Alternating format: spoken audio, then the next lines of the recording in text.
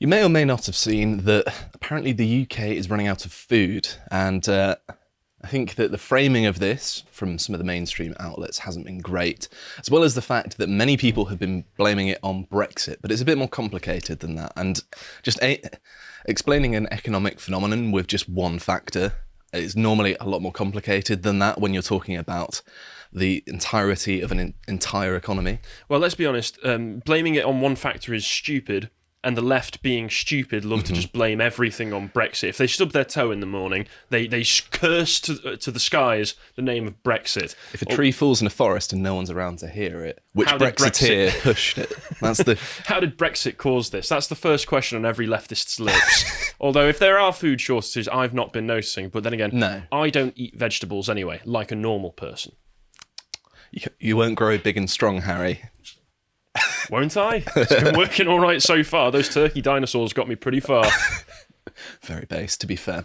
But anyway, I'm going to talk about this GB News article, which seems to document this all quite well. It's titled UK Food Shortages Warning Carrots, Apples and Pears Could Vanish from Supermarket Shelves Entirely in New Supply Shock. Yeah, this doesn't affect you whatsoever, does it? No, it doesn't. I hate carrots, I hate apples, and I hate pears, although I will eat carrots on Sunday roast at my parents', to be polite. Don't worry, there's no gravy shortage, and I don't think there's a meat shortage yet. To be fair, carrots slathered in gravy is the only way I will enjoy them. I actually agree with that, you're right. There you go. See, my way just works. But it reads as follows. It says, the National Farmers Union, the NFU, has warned that shortages of some fruit and vegetables in the UK supermarkets could be the tip of the iceberg. The NFU Deputy President, Tom Bradshaw, said a reliance on imports has left the UK vulnerable to shock weather events. Soaring energy bills exacerbated by the war in Ukraine have also put off some UK vegetable growers, he added. I mean, we're hearing from the head of the National Farmers Union. I think we can trust what this guy has to say about food supply, right? He's not mentioned Brexit yet, though, so how do we know we can trust him? But, of course, Ukraine, because, of course, Ukraine and Russia supply a very disproportionate amount of the world's food. That's going to affect things, as well as it pushes up the cost of energy. And of course, growing food, particularly in Britain when it's winter, is an energy-intensive thing because you've got to heat a greenhouse because I'm not sure if you've gone outside very much, but it's very cold here at the minute. Especially in winter. I mean, I finished watching Series 2 of Clarkson's Farm last night, and if there is anything that television show has taught me, it's that farming is very expensive and not very profitable and incredibly difficult and stressful. So reasonably, we should do everything that we can to support this country's farmers, and we don't.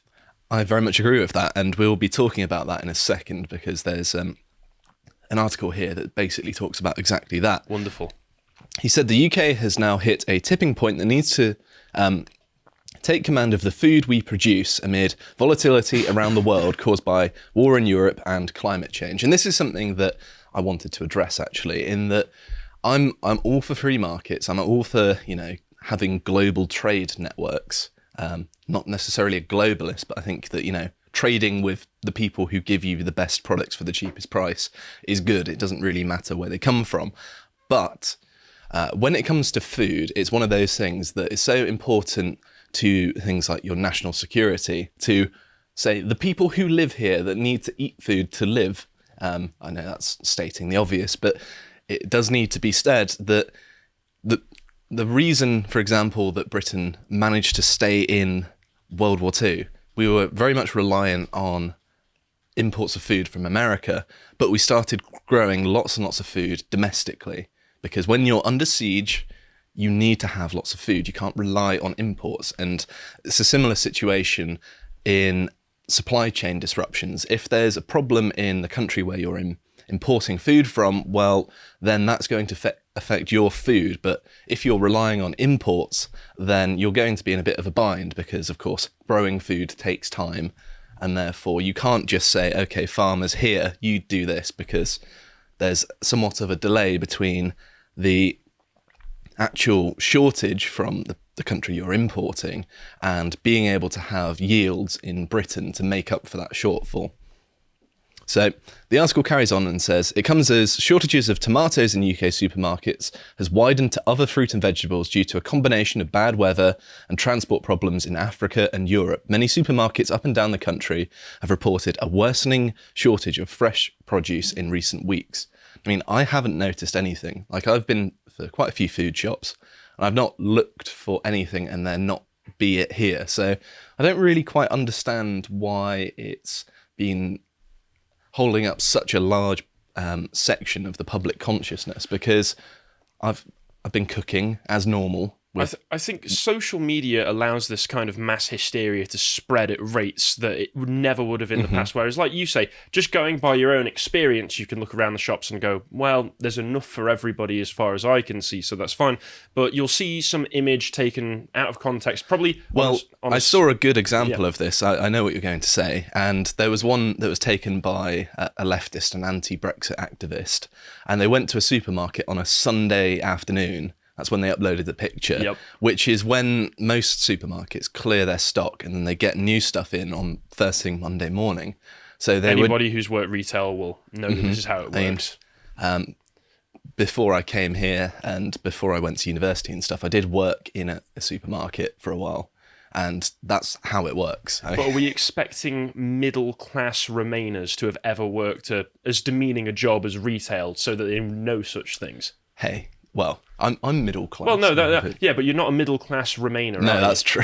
Certainly not. How dare you? But no, it's just about understanding how these things work, and I think that people aren't taking enough of a nuanced view. They're just saying, well, it's this one thing that's causing all of this, and it never is like that. You need to have a decent understanding of how things practically work in the economy. It's not even particularly difficult economics, is it? It's pretty grounded in things that you can understand. He said, this is carrying on from the NFU head. He said, Mr. Bradshaw said, we've been warning about this moment for the past year. The tragic events in Ukraine have driven inflation, particularly energy inflation, to levels we haven't seen before. There is a lack of confidence from the growers that they're going to get the returns that justify planting their glass houses. And at the moment, we've got a lot of glass houses that would be growing the tomatoes, peppers, cucumbers, aubergines that are sitting empty because they simply couldn't take the risk to plant them with the crops, not thinking they'd get the returns from the marketplace.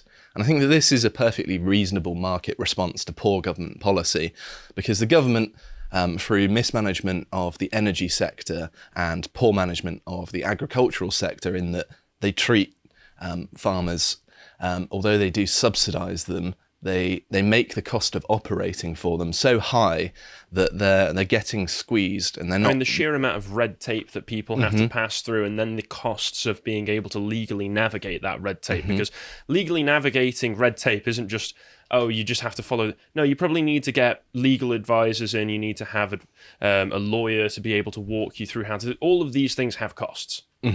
Yes, and I think the government is making it very difficult for people to produce food domestically, and it's such a fundamental and easy thing to solve that one has to doubt whether this is purely accidental, because it's obvious stuff, and yet they're not really doing very much to alleviate it. And he carries on to say, and with them being completely reliant on imports, we'd always have some imports, but we've been completely reliant on imports now. So yes, we are just relying on importing stuff, and there are bad weather events in places like Spain and North Africa where we get a lot of our food, which makes sense because it's close enough to Europe, but it's still cheap to import food from there. It's one of the places where they grow food for very, very cheap. So it makes sense that we're importing from there, but we should have diversified with our own domestic food as well, because then when we actually aren't reliant on imports, well, this wouldn't be a problem, as well as the fact that you can have a better negotiating position with many countries that might, say, put up tariffs or things like that, although quite often that's not the case with food because it makes it too expensive to export in the first place. But there are lots of things that can be done. And I'd like to move on to this next article from The Grocer, and this takes a slightly different perspective that's quite interesting. This is, I suppose, an insider's perspective on just the supply lines of how it works. And I think that understanding this side of things is very important, because you either need to be involved in the industry or hear from someone to really understand what's going on. And I think that they had quite a good perspective. And the article says, fruit and veg shortages are the fault of reckless supermarket buying habits. And it says, there is no shortage at my local greengrocers. His shelves are well stocked and vary just like any other year. Staples like celeriac, leek, watercress, broccoli, apples and pears rub shoulders with the first Yorkshire rhubarb and dazzling selections of citrus, everything from leaf-on clementines and naddercots. I'm presuming that's some sort of orange adjacent thing, to burgundy deep blood oranges and on-wax lemons. I mean, that sounds like a nice greengrocers, to be honest. It's the same story in all independent produce shops in our area. The Turkish grocer's outdoor fruit and vegetable display is a work of street art. His fistful-sized bunches of flat parsley, dill and coriander are as sappy and green as ever. I just like the descriptions of this. This is very artistic. I know. So whoever wrote this, well done. I appreciate your journalism, which I don't say very often. The Pakistani shop up the road shows no signs of running out of fresh curry leaves and pomegranates. That almost sounded a bit edgy for a second, didn't it? Box schemes like Riverford are still delivering reliably, business as usual. And along with social media shots of abundant shelves in EU supermarkets, the steady availability should shame UK chains that try to pass the buck for their embarrassing supply breakdown onto Brexit and weather. These are factors, but the deeper rot is our supermarkets' buying habits. The multiples could have used their collective buying power to build the nation's food security by actively supporting British suppliers. Instead, they play them off on price against foreign competitors, offering only wafer-thin margins while complacently expecting them to absorb unpredictable cost rises. And that is a fair point. Once again, I despite the fact that you would imagine it would be just the tale of a bumbling man not being able to understand what industry he's got himself into, Clarkson's Farm has actually been really useful for, I think, highlighting a lot of the issues that these farmers go through when it comes to dealing with foreign competition as well. Because he did win an award from the NFU, didn't he? He did for, I think it was highlighting British agriculture. And one of the scenes that stuck out to me was when he meets with a load of the other local farmers from his local area. And one of them just outright says, well, we've got foreign competition for a lot of the food that we produce coming in, massively undercutting our prices to the point where if we were to match their prices or undercut them ourselves, we would be completely out of pocket. We would be losing money. There would be no profit to this whatsoever. How on earth are we supposed to compete to that? And it gets to the point where he has to open up a local restaurant that takes in food from the local area purely to try and help the farmers survive. And I think that when we've got to that stage where we've got to recognise as well, and Scruton often talks about this, the farmers weren't just the producers of the local food, they were also the stewards and custodians of the countryside. Of the countryside, yes. They keep England green, they keep the fields nice and neat, and they keep it beautiful. We've got the lovely patchwork fields all across the land that we all love, we can all appreciate. And if we're not supporting the people who do that great service for us, because it is a public service, and if we're not supporting them as well for the food that they provide for us, I think we're failing. Yeah, well, I very much agree with that. And I think that, to be honest, it's quite a simple problem to solve once you know how these systems work. It's just that the government, I am going to blame the government mostly, because this could have been avoided. You could have had policies in place that don't punish farmers, because at the minute, our domestic farmers are basically having to be pressured from just simply the running costs that are being high from domestic policy, particularly energy and agricultural policy. Sanctions on Russia. Yes. And then also you've got the supermarkets pushing down their price as well, because they're relying on foreign supplies. The so they're getting squeezed from both sides. So how can you possibly expect us to produce food when it's just completely unreasonable and unprofitable to do so? It's not even like we're saying that you need to implement protective tariffs or anything like that. We're just saying you need to remove the red tape that a lot of farmers have to wade through. Well, yeah, it is a national security risk not to be producing enough food domestically. It's really, really bad. And seemingly no one's talking about this aspect of it, that, there are tensions with lots of countries, Some people are saying there might be war. Obviously, that's unlikely. I mean, another factor in this is because, like as I mentioned, the nature of mass hysteria as it exists in the social media age could be that people like the anti-Brexit brigade, whenever they come around and try and gin up some big crisis over something that they put down entirely on Brexit, when they put it out there that all the supermarkets it becomes an actual one. Yeah, it becomes an actual one because there becomes a run on those produce. It's the same thing that we saw at the beginning of COVID, where toilet paper just went out of production. The shortages weren't even in Britain; they were in Australia, and then people heard about it, and then there was an actual toilet roll shortage. I remember at the time having to go to a petrol station to get toilet roll, so everywhere else had sold out, and I was just like.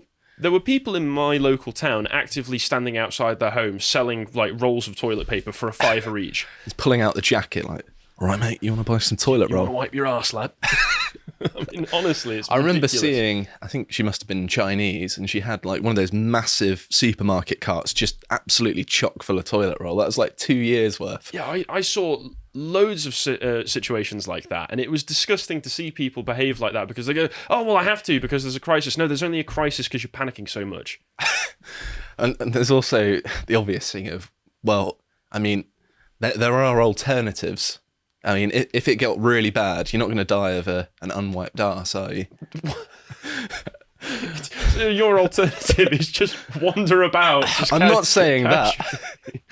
I mean, you can improvise, but it's not the end of the world. You're not going to die. I have been to some. I will say I've been to some music festivals where I've seen the consequences of people improvising, and it's not particularly pleasant. I'm not advocating for that, but I'm just saying, toilet roll isn't necessarily the be-all and end-all. Let's move on from the toilet roll. I'm sorry I brought us onto that subject now. Let's carry on. Okay.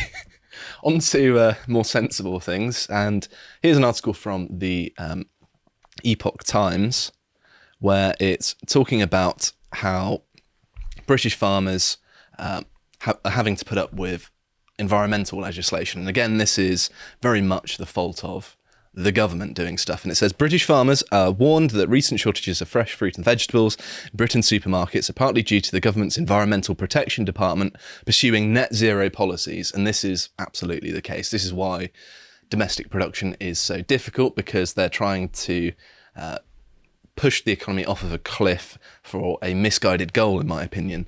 And it says, however, some farmers told the Epoch Times that if authorities at the Department for Environment, Food and Rural Affairs, or DEFRA, encourage food production rather than just focus on net zero measures, British farmers could easily fill the shelves. So yes, it seems like the government's almost deliberately sabotaging the food supply chain at this point. I mean, why are they doing this? It is unbelievable. They're the enemies of the people, as far as I'm concerned. However, some good news. Here we have I think it's a former government minister saying that fruit and vegetable shortages should only last 4 weeks. So it's only a temporary supply shortage at that. And this is only for some fruit and vegetables. It's only going to last for 4 weeks before the shortfall is made up. Apparently, George Eustace says that there was nothing much the government could have done to prevent empty shelves in supermarkets.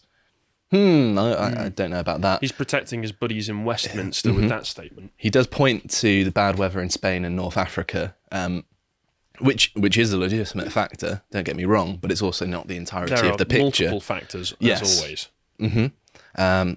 So yes, many food producers as well have backed up that the food shortages could last until about May time. So it seems like both producers and the government are in agreement that this is going to go on for a month before things correct themselves again. But on the topic of things like this, here we have an Epochs with Bo and Dan, where it's looking at the history of financial crises.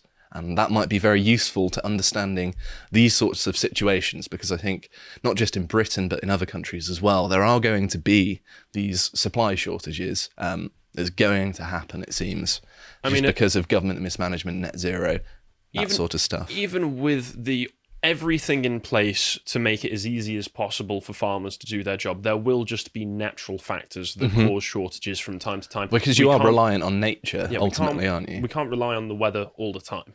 Especially in Britain, let's be honest. But first and foremost, before I finish up, I wanted to go through some stupid people Here we have Diane Abbott, the smartest, archetypal stupid person. The smartest person in the Labour Party says, plenty of tomatoes in Europe, shortages in the UK, yet another of the benefits of Brexit. I mean, no, it's not about that, is it? It's just, we get our supplies from, Spain, which is a European country, by the way, and North Africa, which are just cheaper. I wonder if Diane would want to comment on Chairman Mao's agricultural policies and comment on how effective they were. Oh, they were wonderful. I thought they brought so much prosperity, didn't they? More good than harm, I think, was her term for Chairman Mao's reign. And if we move on to the next one, James O'Brien as well. I've stumbled upon the government's solution to the Brexit food shortages, and that's, I believe, Bernard Matthews, turkey unicorns. I mean, at the end of the day, as much as people want their fruit and veg, there is still plenty of other food that you can eat. People aren't going to be starving with the current shortages. It is also only fresh major shortages. Fruit and veg as well. I mean, the frozen stuff still seems to be fine as well. You can gorge yourself all you want on peas. You've got Harry's approval. But yes, he's obviously arch Brexiteer. He talks about it every day, and he's just trying to be facetious about it. One of these days, I'm really banking on one of the producers on LBC just getting completely sick of it and just cutting his mic. Just cutting his mic, muting the whole thing. James O'Brien, he's a self-obsessed arsehole anyway. He won't notice. As long as he can hear the sound of his own voice, he's happy. That is true. And we've also had media outlets as well. This is Kent Online. Opinion. Brexit can't be blamed for everything, but salad shortages in Sainsbury's should have been planned for. So it's apportioning some blame to Brexit, even though it doesn't really seem that relevant. That's such a vague, non-committal statement that says absolutely nothing other than, we could have stopped this. Yes, we could have. And here we have the Spectator, famed for, of course, employing Douglas Murray, blame Brexit and the great tomato shortage of 2023. So yes. The way you said that, just to highlight, there is a comma between blame and Brexit. So he might be saying, blame Brexit and the great tomato shortage of 2023. But he goes on to argue that he's a Remainer. So he does blame Brexit. Oh, right, yes. Okay. I was trying to give him the benefit of the doubt, whoever this man is. And then if we move on to this next one, here we have Peston, the celebrity chef, who cooks food, doesn't grow it or supply it. Now, there are things that you can do with turnips, but if, because of an ideological Brexit, we are meant to return to some agrarian Baldrick-like diet, do you mind if you count me out? I mean, I don't want what he's describing, but that's not what's going on. And I don't trust celebrity chefs to really know anything other than how to cook food in an angry manner. Angry chefs, yeah, that's what celebrity chefs, they are all very angry people. So I don't trust him to have any idea what he's talking about on any other subject. So the anger makes the food taste better, I think. It honestly does. You can feel it. It helps it simmer. And of course we have The Guardian here. Spanish growers say weather, rising costs and Brexit cause UK salad shortages. I mean, they've got some of the factors there, but of course they throw in Brexit. And then there's another one from The Guardian as well. You can blame the weather and Brexit, but there's more to the UK's food supply crisis. So there is a bit of variation in the left-wing media. So Rayner does have other factors that he's taking into this. From your perspective, being that you have at least 2 brain cells to rub together, unlike most of these people, let's give some benefit of the doubt. If you were to say that Brexit had a factor in this, how would you explain it? As in, what would that look like? No, like give a benefit of the doubt. Is there any part of Brexit that can be factored into this that has affected it? Well, it's quite a sort of hypothetical thing, isn't it? Because, of course, we've set up these trade deals after forming Brexit, so it's in some way involved in that it affected the nature of our supply chains. But the supply chains were working and there were unforeseeable circumstances and poor government policy. So there could have been a circumstance where it wouldn't have had any effect, or it could have actually been beneficial. I think that's probably the more likely thing, because it also frees you up to trade with whoever you want.